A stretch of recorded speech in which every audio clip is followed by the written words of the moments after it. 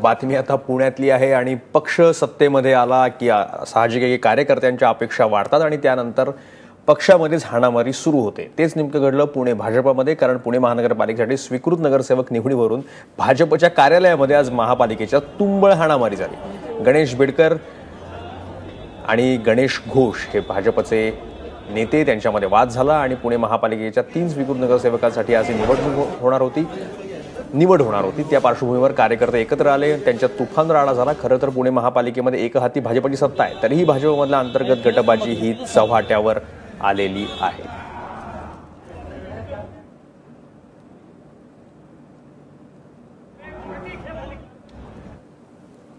दरम्यान स्वीकृत नगरसेवक पदासाठी भाजपचे प्रदेश नेतृत्वाकडून ज्या नावांची निवड करण्यात आलेली आहे त्या नावांमध्ये गणेश घोष यांचं नावच नसल्याचा खुलासा महापौर मुक्ता टिळक यांनी केलाय।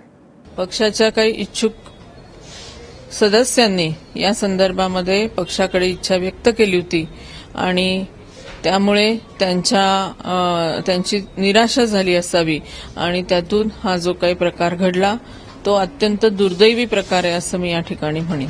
परंतु पुणे महानगरपालिकेचं नुकसान आम्ही यामध्ये होऊ देणार नाही। संपूर्णपणे पक्षाच्या खर्चामधून आम्ही हे जे झालेलं नुकसान आहे ते भरून काढू। हा जो काही प्रकार आज घडला या प्रकाराबद्दल वरिष्ठांशी चर्चा केलेली आहे। पुढच्या याच्यामध्ये ते जो निर्णय देतील तो आम्ही मान्य करू।